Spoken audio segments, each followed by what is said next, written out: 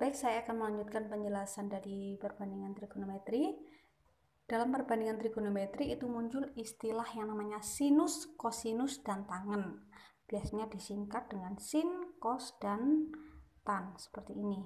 Nah, setelah kata sin, kos, tan itu selalu diikuti dengan sudut.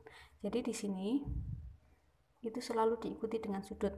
Kalau di atas tadi kita menggunakan sudutnya itu dengan sebutan alfa, maka di sini kita bisa pakai alfa ya. Tapi itu terserah kalian. Ini alfa, tergantung penamaannya saja. Kalau misalkan sudutnya itu sudut C, ya enggak masalah, sin C, cos C, tan C. Atau sudutnya itu dinamakan sudut theta, disebut sin theta, cos theta, tan theta. Ataupun misalkan sudutnya itu kalian sebut X, maka sin X, cos X, dan tan X. Seperti itu. Oke, nah yang pertama, sinus alfa.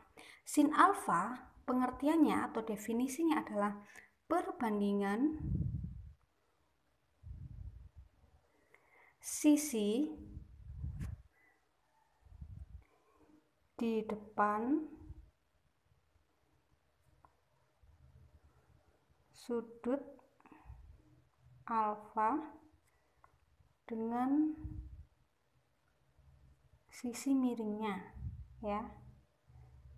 Jadi sin alfa itu didefinisikan sebagai perbandingan sisi di depan sudut alfa dengan sisi miringnya. Nah, sekarang pertanyaannya, sisi di depan dengan sisi miring. Kalau kita menggunakan patokan segitiga ABC di atas tadi, ini ya, sisi di depannya yang mana? Ingat ya, sisi di depan sudut alfa ya. Sisi di depan sudut alfa adalah AB, maka bisa kita tuliskan AB. Karena dibandingkan, maka kita pakai per. Dengan sisi miringnya, segitiga ABC, sisi miringnya adalah AC. Jadi per AC. Dari sini bisa difahami ya. Jadi sin alfa, sin itu didefinisikan sebagai perbandingan sisi di depan sudut alfa dengan sisi miringnya. Sisi di depan dengan miring. Depan miring gitu ya. Jadi ini depan miring. Kemudian cos alfa. Cos alfa didefinisikan sebagai perbandingan sisi di samping sudut alfa dengan sisi miringnya.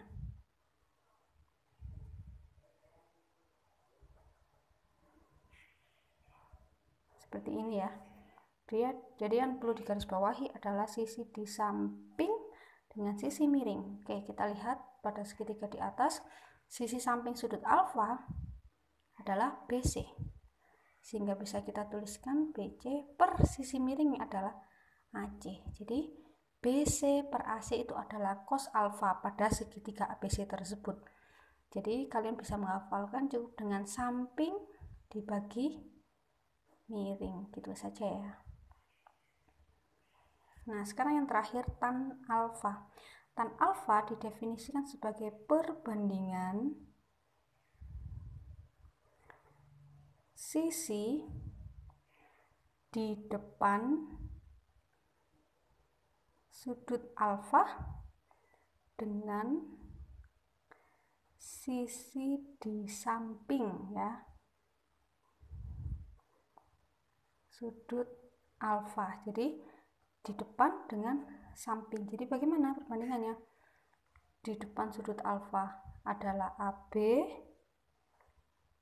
per, karena dibandingkan, di samping sudut alfa adalah BC ya. Jadi kalau ada tan, itu cara mencarinya sisi di depan dibagi sisi di samping ya, nggak pakai sisi miring. Jadi depan dibagi samping. Atau bisa juga kita mencari tan alfa itu dengan cara sin alfa dibagi cos alfa. Jadi kalau kalian misalkan sudah tahu nilai perbandingan sin dan cosnya, kalau diminta mencari tan alfa cukup dibagi saja, sin alfanya dibagi dengan cos alfa. Bisa dipahami ya. Oke, selanjutnya ada yang namanya kosekan, sekan, dan kotangan. Sebenarnya kalian nggak perlu menghafalkan ketiga ini, cukup kalian hafalkan sin, kos, tannya saja ya. Kosek, kosek alfa, sekan alfa, dan kotan alfa itu sebenarnya kebalikan dari sin, kos, dan tan. Jadi kosek alfa itu kebalikan dari sin. Jadi bisa saya tuliskan 1 per sin alfa. Jadi kalau di sini sin alfanya AB per AC, maka kebalikannya atau koseknya tinggal dibalik saja AC per AB, seperti itu. Paham ya? Nah, sekan itu kebalikan dari cos alfa. Jadi bisa saya tuliskan 1 per cos alfa. Kemudian kalau cos alfanya BC per AC, maka bisa kita tuliskan AC per BC, seperti ini. Kotan alfa kebalikan dari tangen alfa, 1 per tan alfa. Tangan alfanya tadi AB per BC, maka tinggal kita balik saja BC per AB. Atau bisa kita tuliskan cos alfa per sin alfa. Bisa dipahami ya?